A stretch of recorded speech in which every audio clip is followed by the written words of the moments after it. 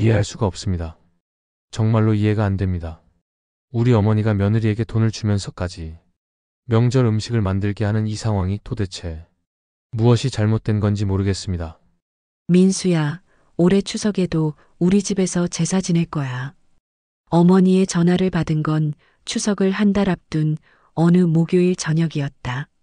나는 퇴근길 지하철 안에서 손잡이를 붙잡고 서 있었고 사람들 사이에서 어머니의 목소리를 또렷하게 들었다. 네, 어머니. 알겠습니다. 그리고 말이야, 올해도 지영이하고 수진이한테 미리 말 좀 해도. 전 부치는 거랑 장보기 그런 거 있잖아. 지영이는 내 아내고 수진이는 형수님이다. 나는 전화를 끊고 한숨을 쉬었다. 어머니는 벌써 10년째 이런 식으로 명절을 준비하신다. 며느리들을 집으로 불러 명절 음식을 준비하게 하고 그 대가로 돈을 주신다. 처음엔 나도 괜찮다고 생각했다. 어머니 혼자 하시기 힘드니까 며느리들이 도와드리는 거고 어머니도 그 수고에 대한 보답으로 돈을 주시는 거니까 나쁘지 않다고 여겼다. 하지만 시간이 지날수록 이게 맞는 건가 싶은 생각이 자꾸만 들었다. 집에 도착해서 현관문을 열자 아내가 거실 소파에 앉아 텔레비전을 보고 있었다. 지영아, 어머니한테 전화 왔어. 응, 무슨 일인데? 추석 때 우리 집에서 제사 지낸대. 아내의 얼굴이 순간 굳어지는 게 보였다. 하지만 곧 평소의 표정으로 돌아왔다. 그래, 알았어. 언제부터 가면 돼? 아마 추석 이틀 전부터 갈 거야. 전 부치는데 시간이 오래 걸리잖아. 아내는 고개를 끄덕였다. 그 표정이 너무나 담담해서 오히려 마음이 불편했다. 나는 소파에 앉으며 물었다. 힘들지 않아? 솔직히 말해봐. 괜찮아. 어머님도 돈 주시잖아. 그 말에 나는 할 말을 잃었다. 돈. 어머니가 주시는 돈. 전 부치는 일에 100만 원, 상차림에 50만 원, 설거지에 30만 원, 청소에 20만 원. 이런 식으로 계산하면 아내가 명절 동안 받는 돈이 500만 원이 넘는다. 그래도 너무 힘들지 않나? 이틀 밤을 꼬박 세워서 전을 부치는데. 민수야, 괜찮다니까. 어머님 성격 내가 모르는 것도 아니고 그냥 이렇게 하는 게 제일 편해. 아내의 목소리에는 체념이 섞여 있었다. 나는 더 이상 말을 잇지 못했다. 그날 밤 잠자리에 누워서도 계속 생각이 났다. 어머니는 왜 이런 방식을 고집하실까? 명절 음식을 주문해서 사 먹으면 안 되는 걸까? 아니면 우리 형제들이 직접 음식을 준비하면 안 되는 걸까? 왜 꼭 며느리들이 해야 하고 왜 꼭 돈을 주셔야 하는 걸까? 옆에 누워있는 아내의 숨소리를 들으며 나는 눈을 감았다. 하지만 잠은 쉽게 오지 않았다. 어서 와라, 지영아. 수진이는 아직 안 왔니? 어머니는 우리를 반갑게 맞아주셨다. 아내는 환한 미소를 지으며 인사를 했다. 어머니, 안녕하세요. 형수님은 조금 있다 오신대요. 그래, 그럼 우선 짐부터 풀고 쉬어. 저녁은 내가 준비해놨어. 아버지는 거실에 앉아 신문을 보고 계셨다. 나는 아버지께 인사를 드리고 짐을 안방에 풀었다. 아내는 바로 부엌으로 향했다. 어머니, 재료는 다 준비되셨어요?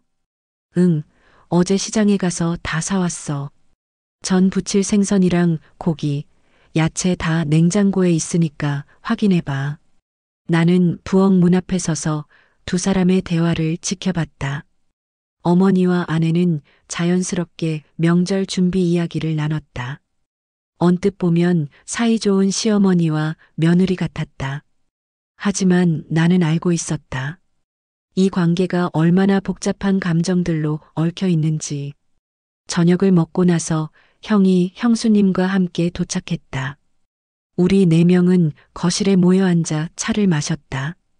어머니가 입을 열었다. 올해도 수고 많이 들 텐데 미안하구나. 그래도 내가 이것저것 챙겨줄 테니까 너무 힘들어하지 마. 형수님이 웃으며 대답했다. 아니에요, 어머님. 괜찮습니다. 그래도 나이 들수록 명절이 부담스럽긴 하네. 하지만 우리 조상님들 제사는 지내야 하잖니.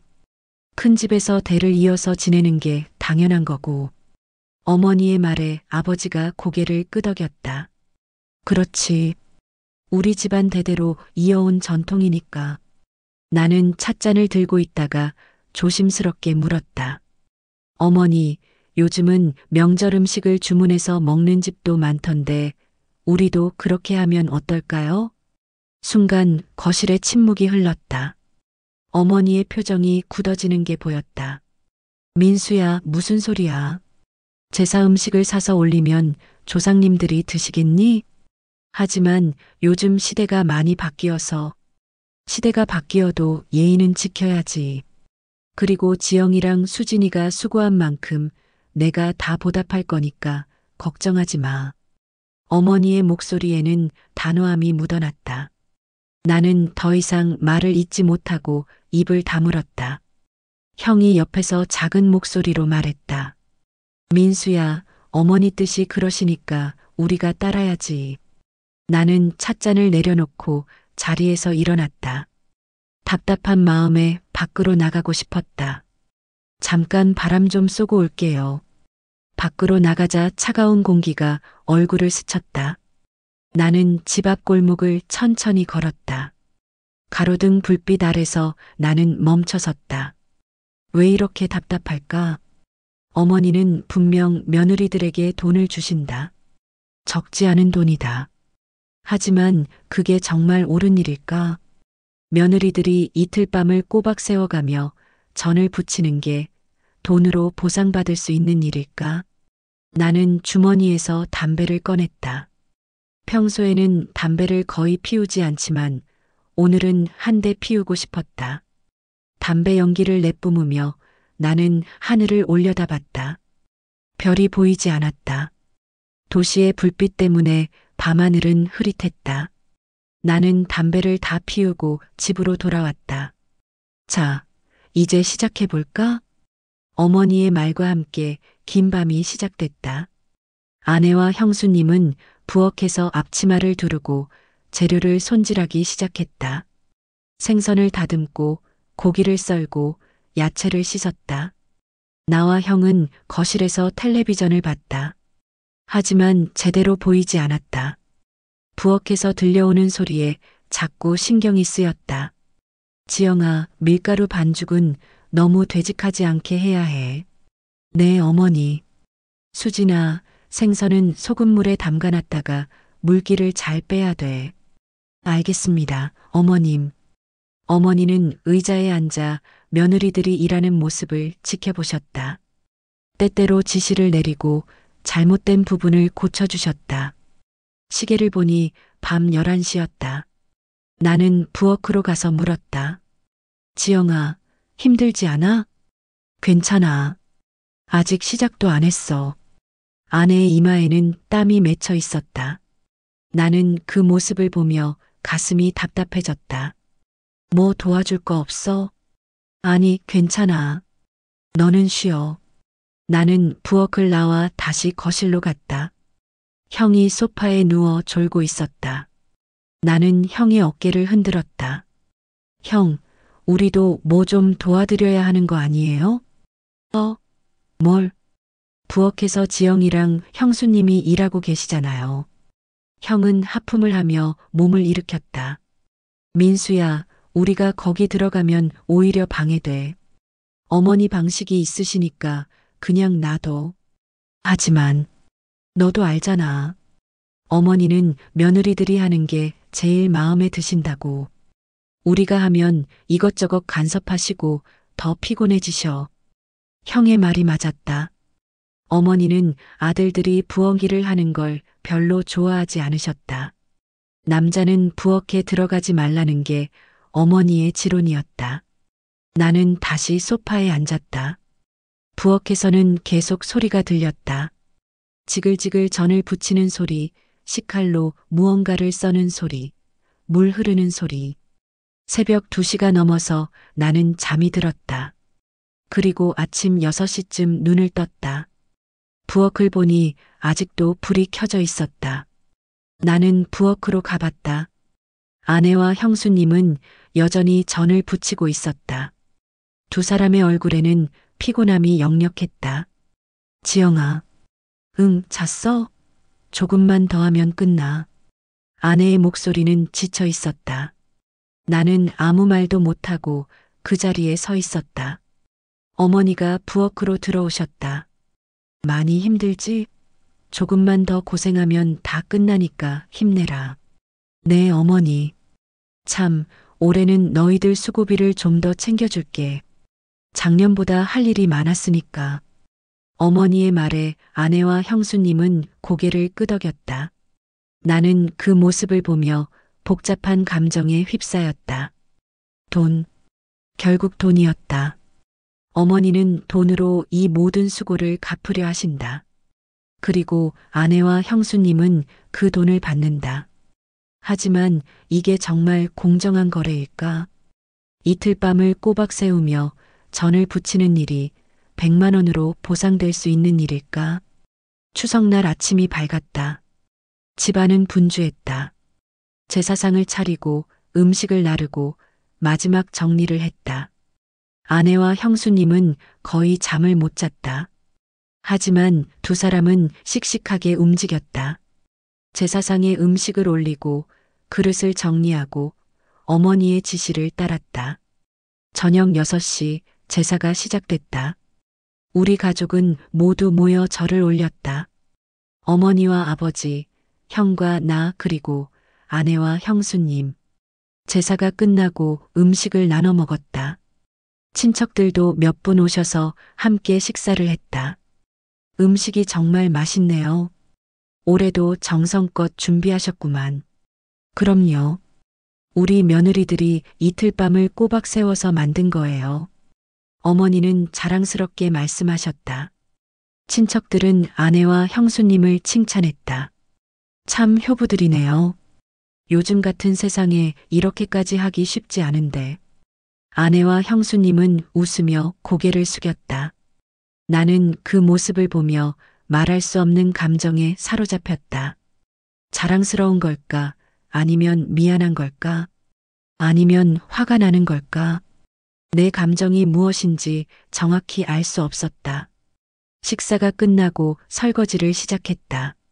설거지는 주로 아내와 형수님의 몫이었다. 산더미처럼 쌓인 그릇들을 보며 나는 다시 한번 한숨을 쉬었다. 밤 10시가 넘어서 모든 일이 끝났다. 친척들은 다 돌아갔고 집안은 조용해졌다. 어머니가 아내와 형수님을 불러 앉히셨다. 올해도 정말 수고 많았다. 너희들 덕분에 제사를 잘 지냈어. 어머니는 가방에서 봉투 2개를 꺼내셨다. 자, 이거 받아. 너희들 수고비야. 아내와 형수님은 손을 내저었다. 어머님, 괜찮습니다. 당연히 해야 할 일인데요. 아니야, 받아. 너희들이 고생한 만큼 내가 보답해야지. 어머니는 강하게 권하셨고 결국 두 사람은 봉투를 받았다. 나는 그 장면을 지켜보며 가슴이 답답해졌다. 그날 밤 우리는 안방에서 잠을 잤다. 아내는 침대에 누워 금방 잠들었다. 너무 피곤했을 것이다. 나는 옆에 누워 아내의 얼굴을 바라봤다. 아내의 얼굴에는 피곤함이 그대로 남아 있었다. 나는 조심스럽게 아내의 손을 잡았다. 지영아. 아내는 자고 있었다. 나는 작은 목소리로 중얼거렸다. 미안해. 무엇에 대한 미안함인지 나도 정확히 알 수 없었다. 하지만 분명한 건 내가 아내에게 미안하다는 것이었다. 다음 날 아침 우리는 집으로 돌아갈 준비를 했다. 어머니는 음식을 한가득 싸주셨다. 조심히 가고 도착하면 전화해. 네, 어머니. 안녕히 계세요. 차에 짐을 싣고 출발했다. 고속도로를 달리는 동안 아내는 계속 잠을 잤다. 나는 운전을 하며 생각에 잠겼다. 어머니는 왜 이런 방식을 고집하실까? 돈을 주면 모든 게 해결된다고 생각하시는 걸까? 아니면 정말로 며느리들의 수고에 보답하고 싶으신 걸까? 그리고 아내는 왜 그 돈을 받을까? 정말로 괜찮은 걸까? 아니면 거절할 수 없어서 받는 걸까? 나는 알 수 없었다.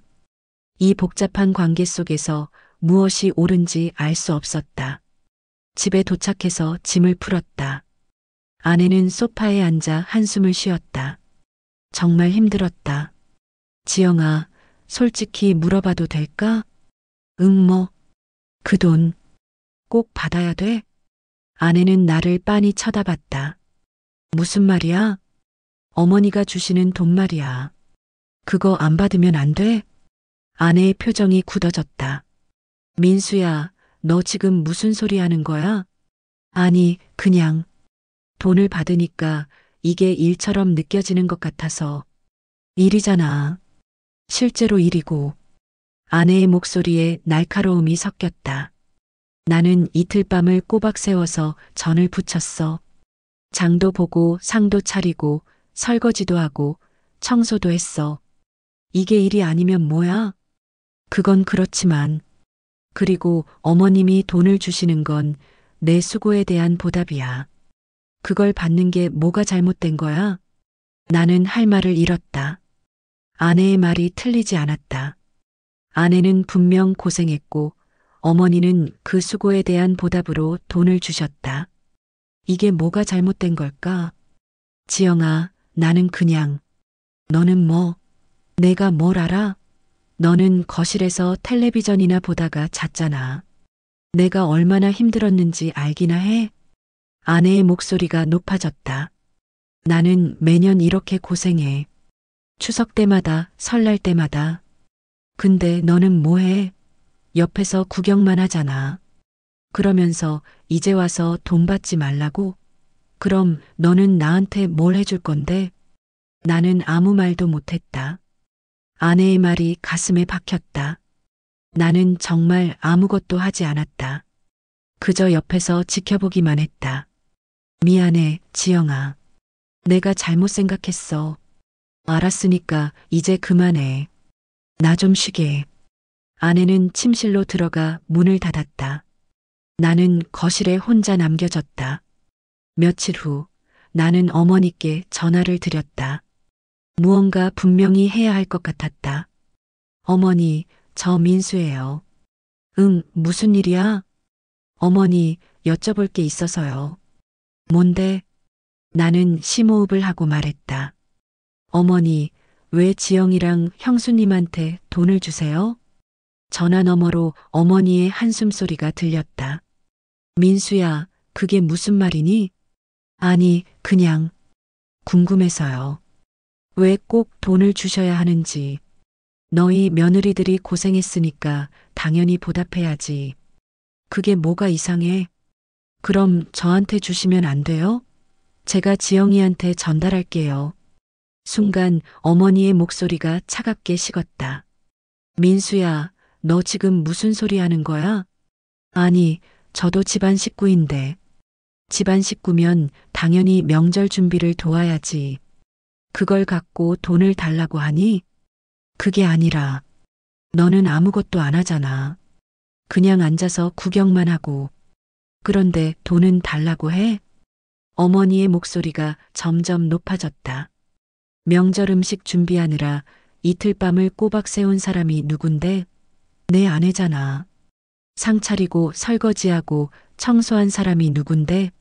다 내 아내랑 형수잖아. 근데 너는 뭘 했니? 너는 아무것도 안 했어. 그런데 돈은 달라고 하니? 그게 말이 되니? 나는 아무 말도 못했다. 민수야, 엄마 말 잘 들어. 세상에는 돈으로 해결할 수 있는 일이 있어. 그게 가장 간단하고 쉬운 방법이야. 내 아내가 고생한 만큼 내가 돈으로 보답하는 거야. 그게 뭐가 잘못됐어? 하지만 어머니, 너는 변변하지 못한 못난 놈이야. 아내가 고생하는데 옆에서 구경만 하고 이제 와서 돈 타령이니? 엄마가 너 키운 보람이 없네. 어머니는 전화를 끊어버리셨다. 나는 멍하니 휴대전화를 들고 서 있었다. 못난 놈. 어머니는 나를 못난 놈이라고 하셨다. 가슴이 무너지는 것 같았다. 나는 소파에 주저앉았다. 정말 나는 못난 놈인 걸까? 아내가 고생하는 걸 보면서도 아무것도 하지 못했다. 어머니께 따지려고 했지만 오히려 꾸중만 들었다. 나는 무엇을 잘못한 걸까? 아니, 나는 무엇을 제대로 한 게 있기는 한 걸까?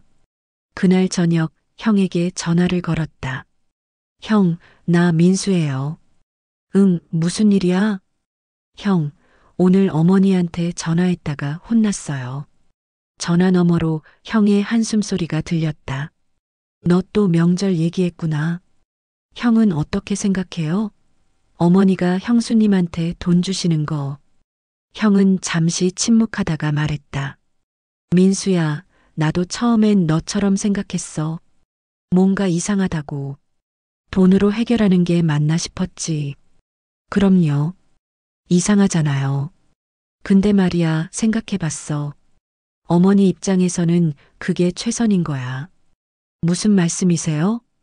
형의 목소리가 조금 낮아졌다.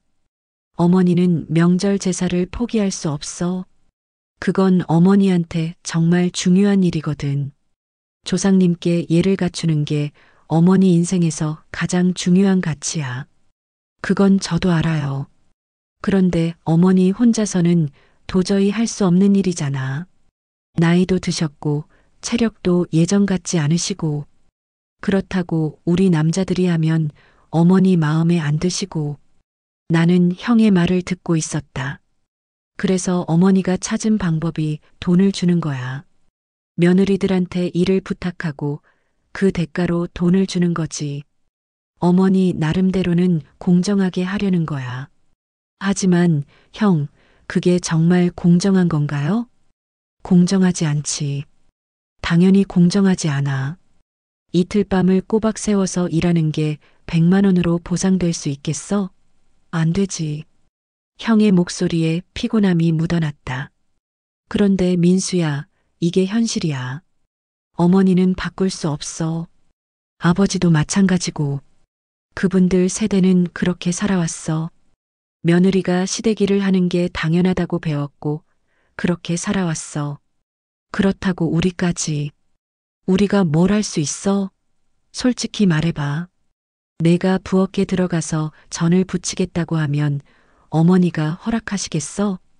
나는 대답하지 못했다. 형의 말이 맞았다. 어머니는 절대 허락 안 하셔.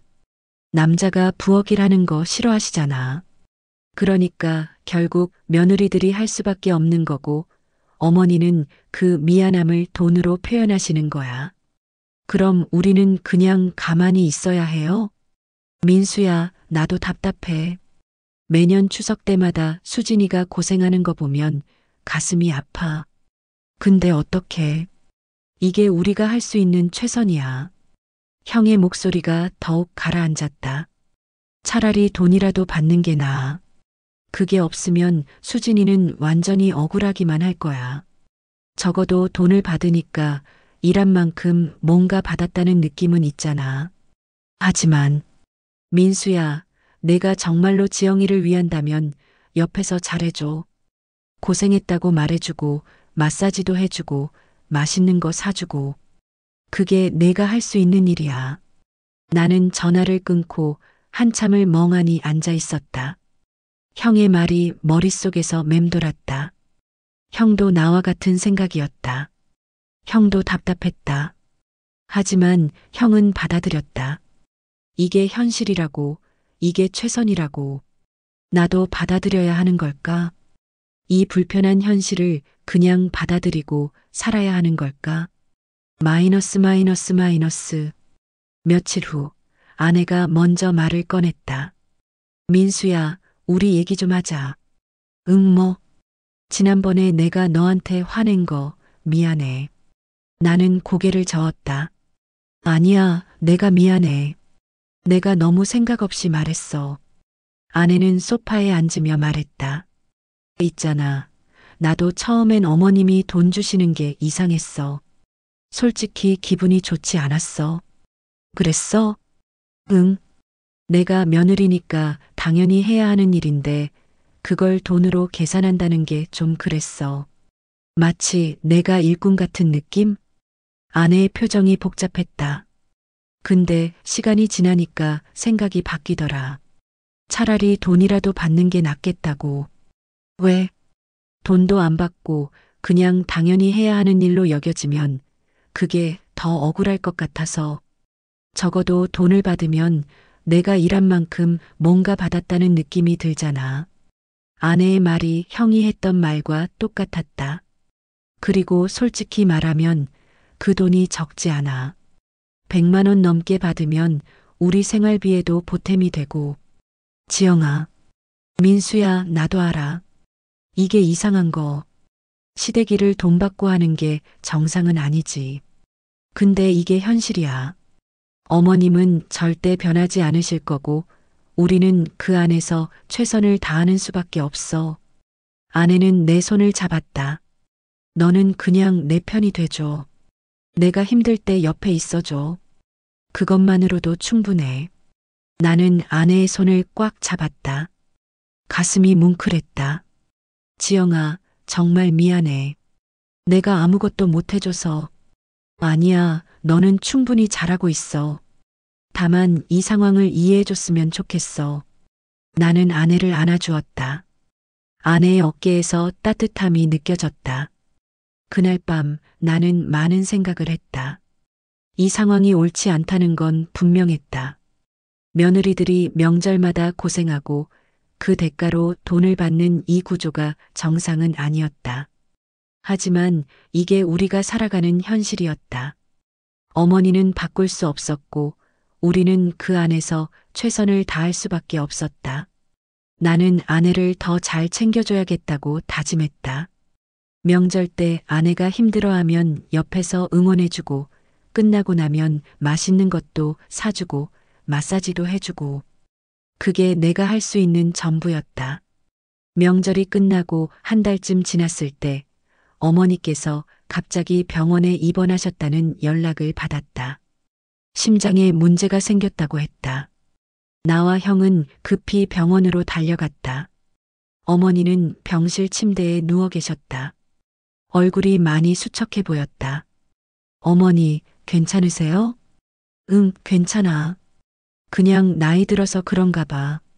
의사 선생님은 큰 문제는 아니지만 당분간 안정을 취해야 한다고 하셨다. 우리는 며칠간 병원에서 어머니를 간호했다.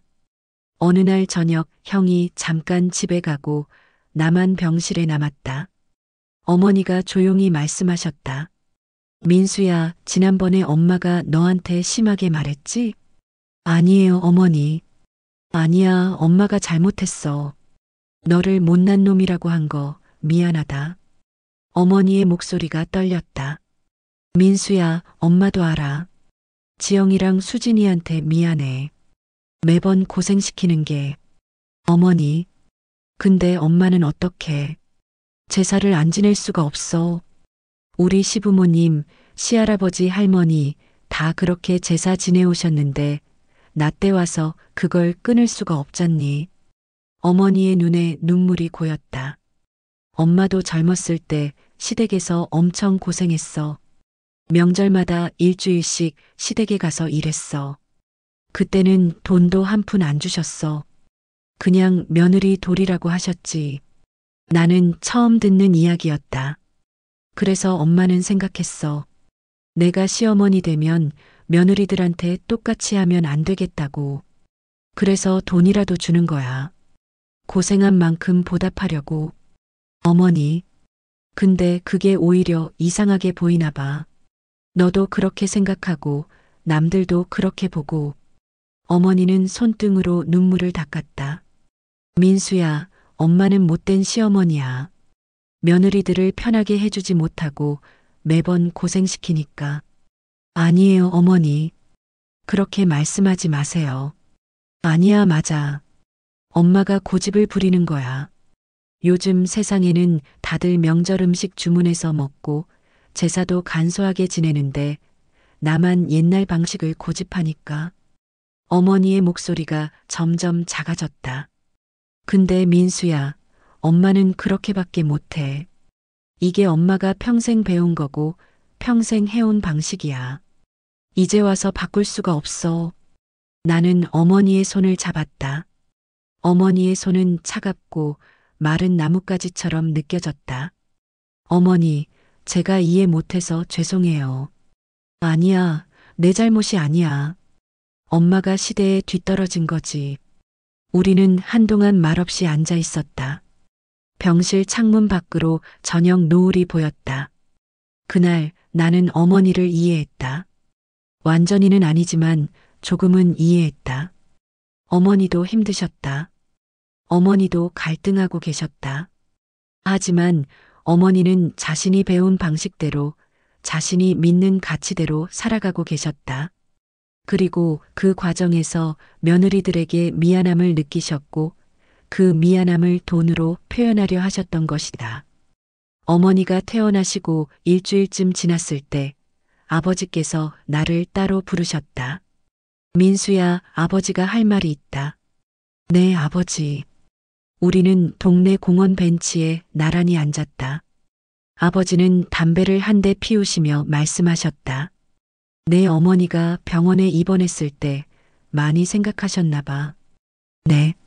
아버지도 생각을 많이 했어. 우리가 며느리들한테 너무 무리한 걸 요구하는 게 아닌가 하고. 아버지의 목소리는 평소보다 부드러웠다. 사실 아버지도 불편했어.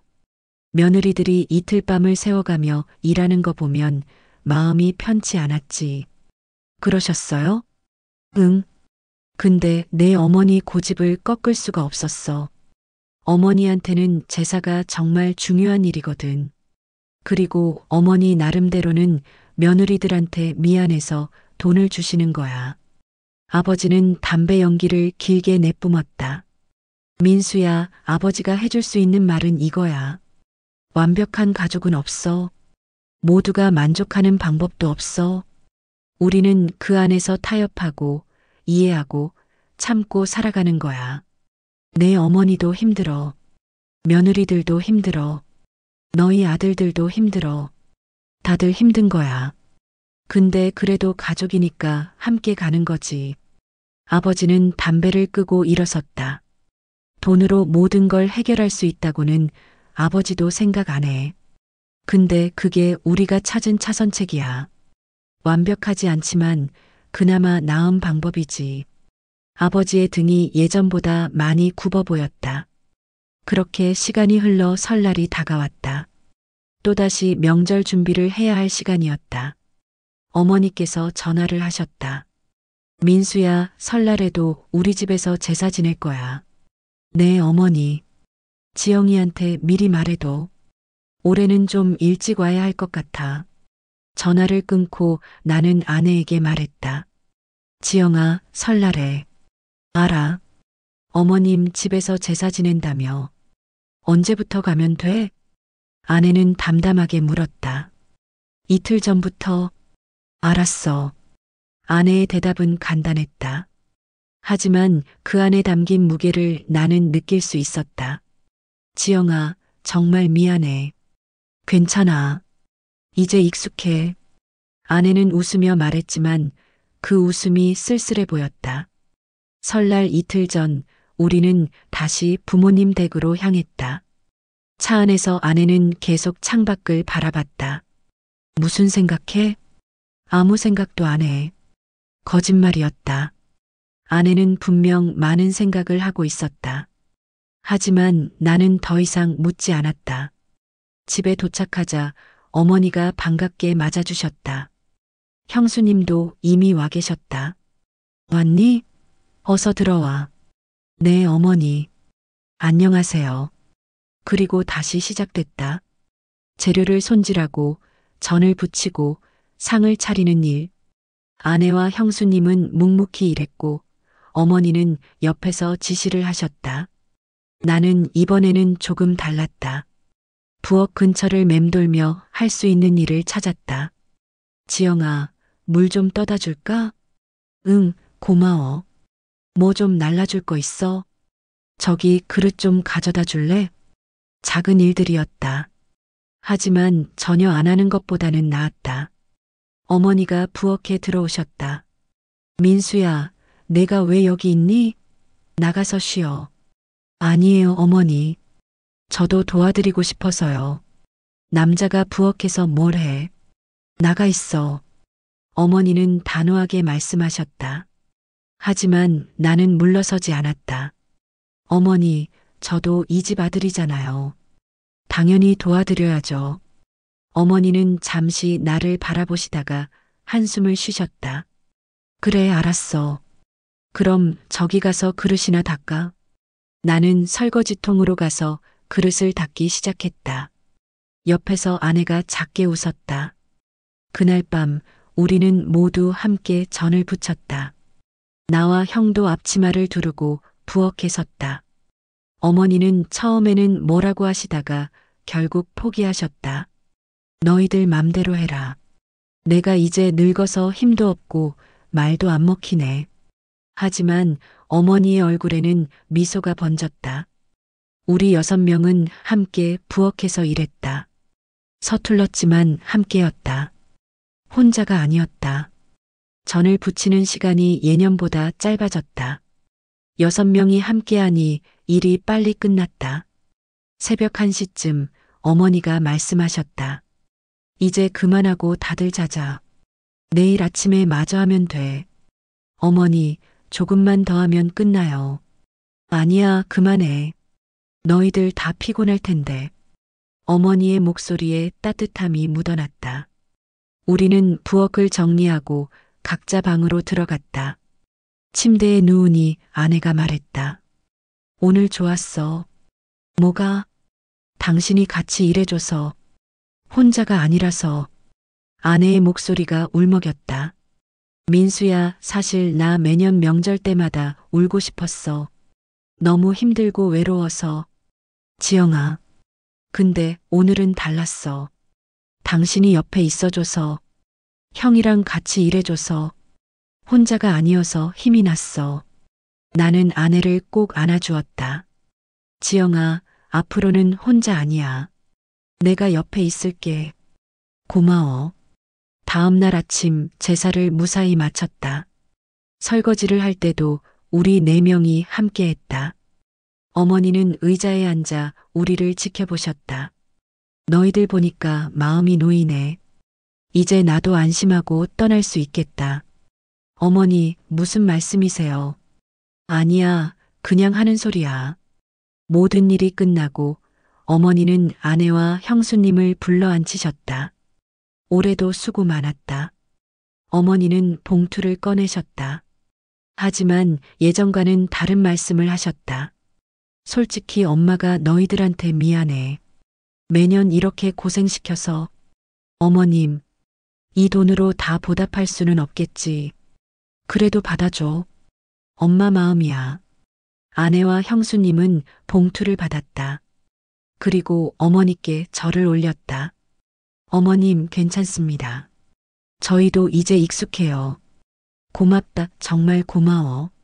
어머니의 눈에 눈물이 고였다. 그날 집으로 돌아오는 길에 아내가 말했다. 민수야, 어머님도 힘드셨나 봐. 응, 그러셨나 봐. 나도 이제 이해가 돼. 어머님도 어쩔 수 없는 거였구나. 아내의 목소리에는 더 이상 원망이 없었다. 그렇게 1년이 흘렀다. 다시 추석이 돌아왔다. 하지만 이번에는 조금 달랐다. 어머니께서 전화를 하셨을 때 어머니의 목소리가 예전과 달랐다. 민수야, 올해 추석은 간소하게 지낼까 한다. 네. 어머니, 무슨 말씀이세요? 작년에 너희들 보니까 생각이 들더라. 이제는 좀 바꿔야 할 것 같아서. 어머니, 저는 몇 가지만 붙이고 나머지는 주문해서 사 먹을까 해. 너희 며느리들한테 너무 미안해서. 나는 놀라서 말을 잇지 못했다. 그리고 제사상도 좀 간소하게 차릴 거야. 요즘 시대에 맞게. 어머니, 정말 괜찮으세요? 응, 괜찮아. 아니, 이게 맞는 것 같아. 엄마도 이제 변해야지.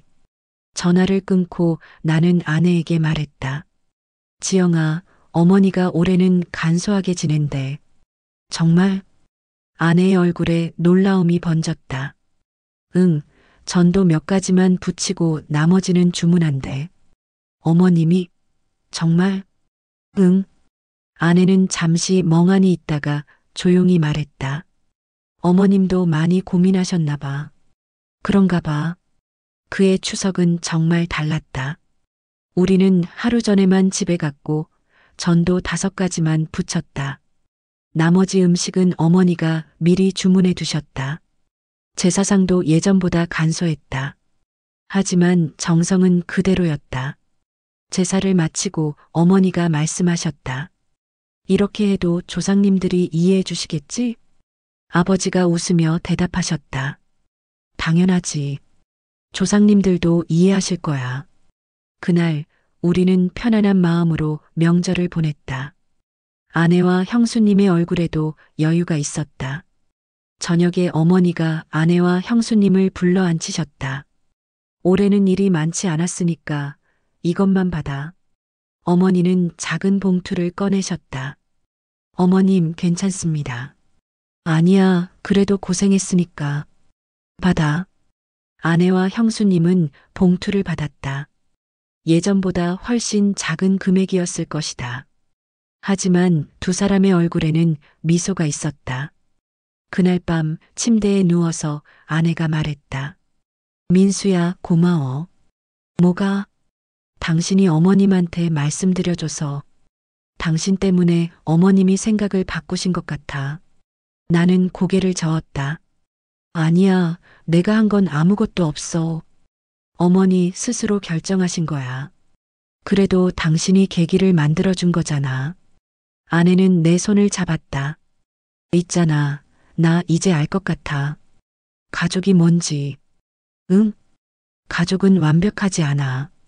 서로 부딪히고 상처 주고 오해하고. 근데 그래도 함께 가는 거야. 천천히 조금씩 변하면서. 아내의 목소리가 잔잔했다. 어머님도 변하셨어. 우리도 변했고, 당신도 변했어. 모두가 조금씩 노력한 거지. 나는 아내의 손을 꼭 잡았다. 지영아, 나도 이제 알 것 같아. 돈이 문제가 아니었어. 응? 어머니가 돈을 주시는 게 문제가 아니라 우리가 서로를 이해하지 못한 게 문제였어. 어머니는 어머니대로 힘드셨고, 너는 너대로 힘들었고, 나는 그걸 이해하지 못했던 거야. 맞아. 앞으로는 더 잘할게. 너한테도 어머니한테도. 나도 더 잘할게. 우리는 손을 맞잡고 잠들었다. 그렇게 2년이 흘렀다. 명절 풍경은 많이 바뀌었다. 이제 우리는 명절 당일에만 부모님 댁에 갔다. 저는 어머니와 함께 전날 조금만 붙였고 대부분의 음식은 주문했다. 제사상도 간소해졌다. 하지만 가족이 모이는 의미는 더 깊어졌다. 어느 날 어머니께서 가족회의를 소집하셨다. 너희들한테 할 말이 있어. 우리는 모두 거실에 모여 앉았다. 엄마가 생각을 많이 했는데 이제는 제사를 너희들이 원하는 대로 지내도 될 것 같아. 어머니, 무슨 말씀이세요? 너희들 세대는 엄마 세대랑 다르잖아. 제사를 꼭 집에서 지낼 필요도 없고 음식도 간소하게 해도 되고 중요한 건 가족이 모이는 거니까. 어머니의 목소리는 편안했다. 그동안 엄마가 너무 고집을 부렸어. 옛날 방식만 고집하고 며느리들 고생시키고. 이제 와서 생각해보니 부끄럽네. 어머니, 그렇게 말씀하지 마세요. 형수님이 말했다. 저희도 처음엔 힘들었지만 덕분에 어머님을 더 잘 이해하게 됐어요. 그리고 가족의 소중함도 알게 됐고요. 아내도 고개를 끄덕였다. 맞아요, 어머님. 저도 그래요. 어머니의 눈에 눈물이 고였다. 고맙다, 정말 고마워. 너희들 같은 며느리를 만나서 엄마가 복받았어. 우리는 모두 함께 웃었다. 그날 이후로 명절은 정말 편안해졌다. 우리는 부담 없이 모였고 함께 음식을 준비했고 제사를 지냈다. 어머니는 더 이상 며느리들에게 돈을 주지 않으셨다. 대신 명절이 끝나면 우리 모두에게 작은 선물을 주셨다. 이건 엄마 마음이야. 다 같이 나눠 가져. 선물은 크지 않았다. 하지만 그 안에 담긴 마음은 컸다. 어느 날 저녁 나는 혼자 산책을 나갔다. 공원 벤치에 앉아 지난 몇 년을 돌아봤다. 처음에는 이해할 수 없었다. 어머니가 며느리들에게 돈을 주는 것이 그게 왜 문제인지도 정확히 몰랐다. 그냥 뭔가 이상하다는 느낌만 있었다. 하지만 이제는 안다. 문제는 돈이 아니었다. 문제는 소통이었다. 서로를 이해하지 못한 것이었다. 어머니는 어머니 나름대로 최선을 다하셨다. 며느리들에게 미안해서 그 미안함을 돈으로 표현하셨던 것이다. 완벽한 방법은 아니었지만 어머니가 찾은 최선이었다. 아내도 아내 나름대로 최선을 다했다. 시댁일이 힘들었지만 돈이라도 받으면 조금은 위안이 됐다. 완전히 만족스럽지는 않았지만 그나마 견딜 수 있었다. 그리고 나는 그저 옆에서 지켜보기만 했다. 아무것도 하지 않으면서 불만만 가졌다. 가장 못난 사람은 나였다. 하지만 이제는 다르다.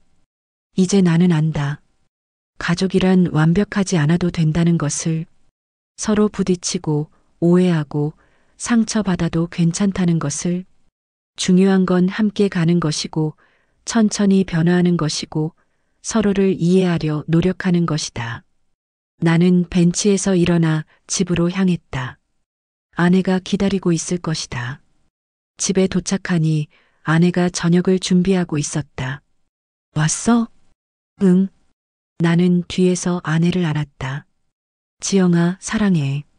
갑자기 왜 그래? 그냥 고마워서. 아내는 웃으며 내 손을 잡았다. 나도 사랑해. 3년이 흐른 어느 추석날, 우리 가족은 부모님 댁에 모였다. 하지만 이제는 명절 당일 아침에 모인다. 전날부터 가서 밤을 새울 필요가 없어졌다. 음식은 대부분 주문했고 몇 가지만 함께 만든다. 전도 3가지만 부친다. 부엌에는 우리 6명이 모두 모인다. 남자들도 여자들도 함께 음식을 만들고 함께 웃고 함께 이야기한다. 민수야, 거기 파 좀 가져다 줘. 네, 어머니. 지영아, 이 고기는 이렇게 썰어야 해. 알겠습니다, 어머님. 형, 여기 불 좀 약하게 해주세요. 응, 알았어. 우리의 대화는 자연스럽다. 어색함이 없다. 명령도 의무도 아니다. 그저 함께하는 것이다. 제사를 마치고 음식을 나눠 먹는다. 맛있다. 예전처럼 화려하지는 않지만 정성이 담겨 있다. 엄마, 올해 음식 정말 맛있어요. 그래. 너희들이 도와줘서 그래. 아니에요. 어머님 솜씨죠. 우리는 함께 웃는다. 식사가 끝나고 설거지를 할 때도 우리 모두 함께한다.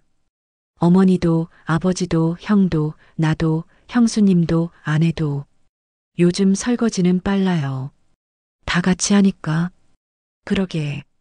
예전에는 왜 그렇게 오래 걸렸는지 모르겠네. 혼자 하니까 그랬죠. 맞아. 모든 일이 끝나고 우리는 거실에 모여 차를 마신다. 올해도 잘 지냈네. 고맙다, 얘들아. 어머니의 목소리에 행복이 묻어난다. 저희가 감사하죠, 어머니. 그래, 우리 가족 모두 건강하고 행복했으면 좋겠다. 네, 어머니. 우리는 함께 차를 마시며 이야기를 나눈다. 웃음소리가 집안을 채운다. 그날 저녁 집으로 돌아오는 길에 아내가 말했다. 민수야, 나 오늘 처음으로 명절이 즐거웠어. 정말? 응. 지난 몇 년간은 항상 부담스러웠는데 오늘은 달랐어. 가족이랑 함께 한다는 느낌이 들어서 좋았어. 아내의 얼굴에 환한 미소가 번졌다. 그리고 있잖아. 나 이제 어머님이 왜 그러셨는지 완전히 이해가 돼. 응? 어머님도 힘드셨던 거야. 시댁에서 고생하시면서 자신의 며느리들한테는 똑같이 하고 싶지 않으셨던 거지. 그래서 돈이라도 주신 거고. 맞아. 처음엔 그게 이상하다고 생각했는데, 이제는 그게 어머님의 사랑 표현이었다는 걸 알겠어. 아내의 목소리가 잔잔해졌다. 완벽한 방법은 아니었지만 어머님이 할 수 있는 최선이었던 거야. 그리고 우리가 함께 노력해서 더 나은 방법을 찾은 거고. 지영아, 민수야, 고마워. 당신이 포기하지 않고 계속 노력해줘서 덕분에 우리 가족이 이렇게 변할 수 있었어. 나는 아내의 손을 잡았다. 나도 고마워. 내가 이해해줘서. 우리는 손을 맞잡고 집으로 향했다. 그로부터 한 달 후 어머니께서 편지를 보내셨다. 요즘 시대의 손편지라니 신기했다. 편지를 펼쳐보니 어머니의 글씨가 조금 떨렸다. 사랑하는 민수에게. 엄마가 편지를 쓰는 건 참 오래간만이구나. 요즘은 다들 문자나 전화로 하는데 엄마는 이렇게 손편지를 쓰고 싶었어. 민수야, 엄마가 너한테 미안하고 고맙다는 말을 하고 싶었어. 지난 몇 년간 너는 엄마랑 많이 부딪혔지. 엄마의 방식을 이해하지 못하겠다고, 왜 며느리들한테 그렇게 하느냐고 따졌지. 그때 엄마는 화가 났어. 내가 엄마를 이해하지 못한다고 생각했고, 내가 못난 놈이라고까지 말했지. 근데 민수야, 엄마가 틀렸어. 못난 건 내가 아니라 엄마였어. 엄마는 변화를 두려워했어. 평생 살아온 방식을 바꾸는 게 무서웠어.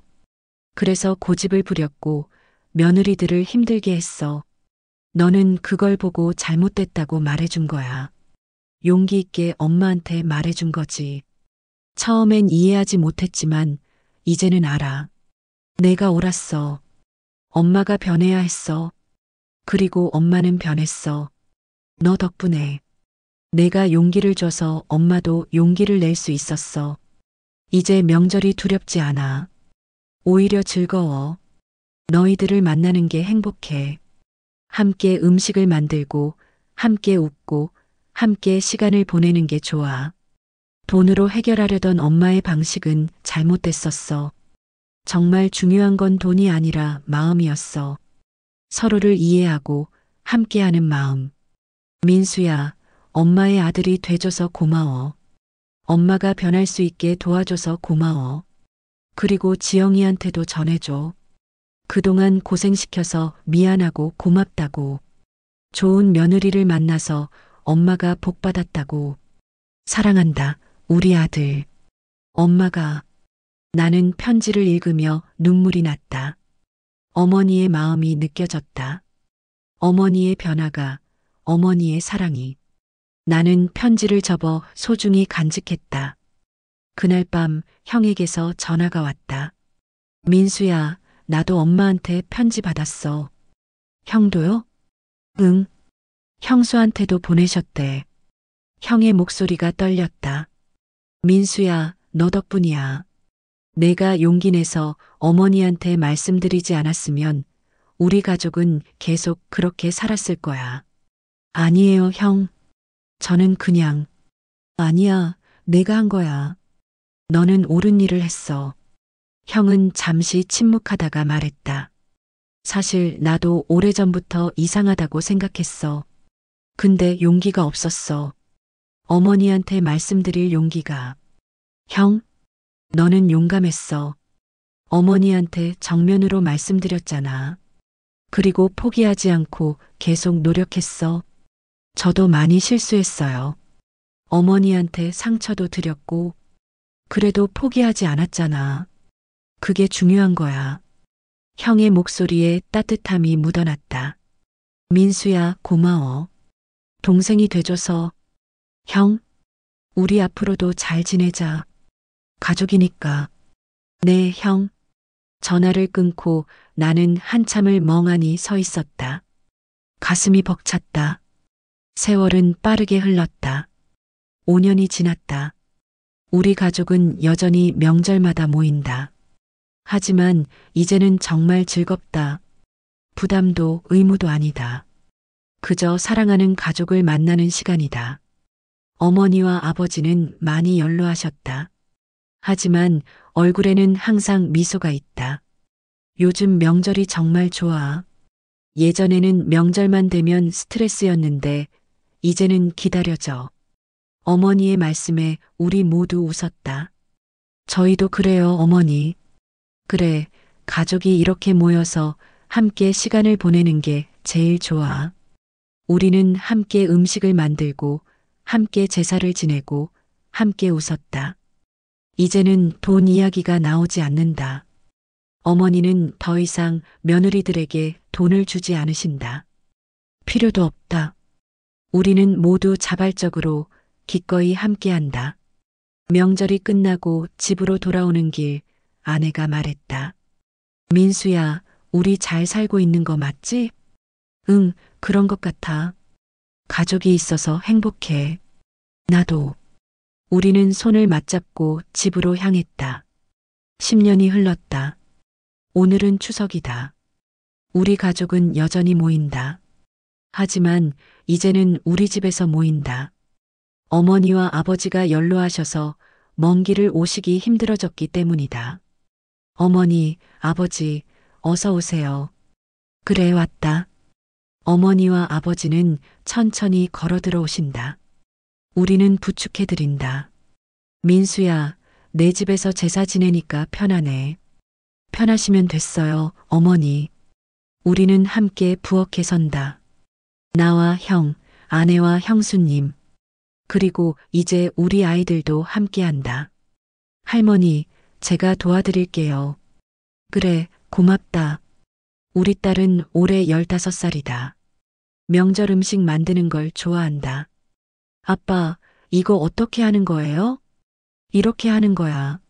나는 딸에게 전 부치는 법을 가르쳐 준다. 와, 재밌어요. 딸의 얼굴에 환한 미소가 번진다. 그 모습을 보며 나는 생각한다. 우리 딸은 명절을 즐거워한다.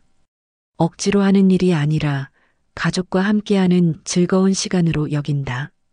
이게 바로 우리가 만들어낸 변화다. 제사를 마치고 어머니가 말씀하신다. 민수야, 너 잘 컸다. 네. 엄마가 변할 수 있게 해줘서 고마워. 덕분에 엄마는 행복한 노년을 보내고 있어. 어머니. 그리고 지영아, 수진아. 너희들도 정말 고마워. 좋은 며느리들을 만나서 엄마가 복받았어. 어머니의 눈에 눈물이 고인다. 우리 가족 모두 사랑해. 저희도 사랑해요, 어머니. 우리는 함께 어머니를 안아드린다. 그날 밤 아내와 나는 침대에 누워 이야기를 나눈다. 민수야, 우리 잘 살았지? 응, 그런 것 같아. 처음에는 정말 힘들었는데 이제는 모든 게 좋아. 맞아. 우리 딸도 명절을 즐거워하고. 응, 우리가 그렇게 만들어준 거야. 아내는 내 손을 잡는다. 고마워, 민수야. 포기하지 않아줘서. 나도 고마워, 지영아. 이해해줘서. 우리는 손을 맞잡고 잠든다. 나는 이제 안다. 처음에는 이해할 수 없었다. 어머니가 며느리들에게 돈을 주는 것이 그게 왜 잘못됐는지도 정확히 몰랐다. 그냥 뭔가 이상하다는 느낌만 있었다. 하지만 이제는 안다. 문제는 돈이 아니었다. 돈은 그저 표면적인 문제였을 뿐이다. 진짜 문제는 소통이었다. 서로를 이해하지 못한 것이었다. 어머니는 어머니 나름대로 최선을 다하셨다. 며느리들에게 미안해서 돈으로 보답하려 하셨다. 완벽한 방법은 아니었지만 어머니가 할 수 있는 최선이었다. 아내도 아내 나름대로 최선을 다했다. 힘든 일이었지만 돈이라도 받으면 조금은 위안이 됐다. 완전히 만족스럽지는 않았지만 그나마 견딜 수 있었다. 그리고 나는 그저 불만만 가졌다. 하지만 포기하지 않았다. 계속 질문하고 고민하고 대화를 시도했다. 그 과정이 쉽지 않았다. 어머니와 부딪혔고 아내와도 다퉜고 나 자신과도 싸웠다. 하지만 포기하지 않았다. 그리고 결국 우리는 변했다. 어머니는 자신의 방식을 바꾸셨다. 용기를 내서 오래된 고집을 내려놓으셨다. 아내는 어머니를 이해하게 됐다. 어머니의 사랑 표현이 서툴렀지만 진심이었다는 걸 알게 됐다. 그리고 나는 가족의 의미를 배웠다. 가족은 완벽하지 않다. 서로 부딪히고 오해하고 상처 주고받는다. 하지만 그래도 함께 간다. 천천히 조금씩 변하면서 서로를 이해하려 노력하면서 그게 가족이다. 그리고 사랑이다. 돈으로 살 수 없는, 계산할 수 없는 그런 사랑. 이제 나는 안다. 명절의 값은 돈이 아니었다. 명절의 값은 함께하는 시간이었다. 서로를 이해하려는 노력이었다. 그리고 변화를 받아들이는 용기였다. 우리 가족은 그 값을 치렀다.